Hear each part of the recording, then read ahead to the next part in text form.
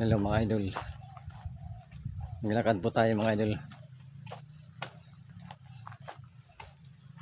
Pupunta tayo sa ayun, sa kabilang baryo mga idol. Pupunta tayo sa Kapilya.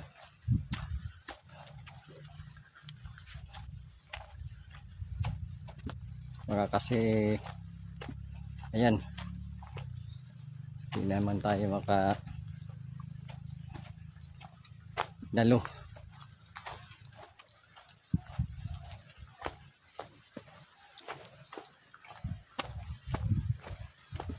Anong gawi tayo mga idol naglalakad.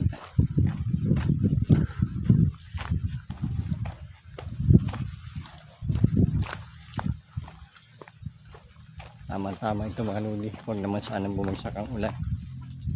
Hindi yata nangingitim na doon sa gawing likuran ko mga idol.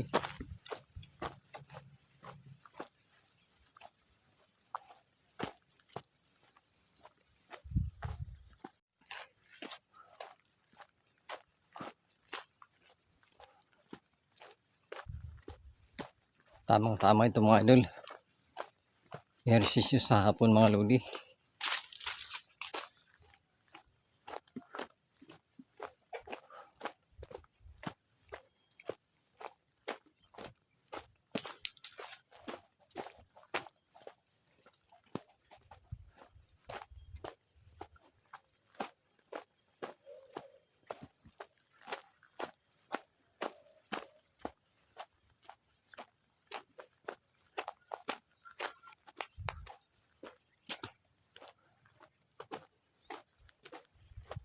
Ay, nakadaan tayo sa may ribbon mga idol.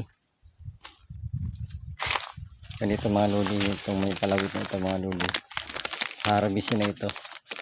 Ito ang sign mga lodi na harvestin na saging pagka mayroon ng palawit na ganito na kulay puti.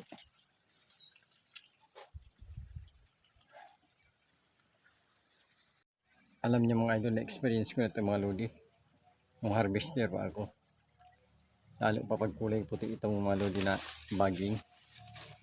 Sa malayo mga lodi, kung titingnan mo ito mga lodi habang naglalakad ka sa daan, eh parang ano ito, parang tao na nakalutang mga lodi. Nakalahati lang katawan mga lodi. Ito, lalo na pag kulay puti mga lodi. Sa malayo ka. Tapos sa ayan mga lodi, bilog ang buwan mga lodi. Tapos may buwan, maliwanag ang buwan. Kaya kailangan mga lodi sa pag-harvester kay hindi ka matatakutin mga idol. Normal lang yan mga idol na talagang kakabahan ka. Pag ganito mga lodi, makikita mo ito sa malayo. Parang tao na yung mga lodi, nakahangir ba mga lodi.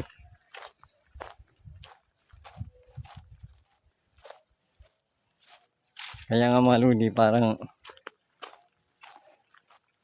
kakabahan ka mga lodi. Kaya kailangan sa pagiging harvester mga lodi, hindi ka matatakutin at saka buo ang yung loob mga idol.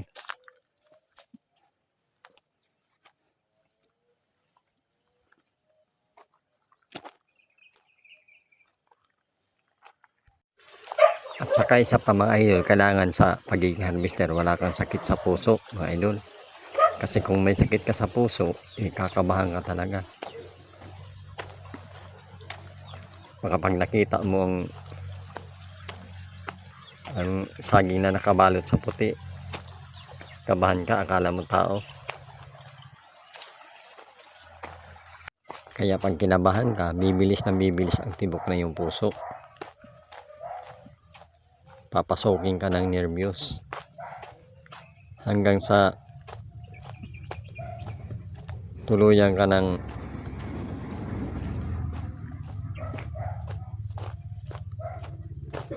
tuluyan ng talunin ng isip mo, ng puso mo.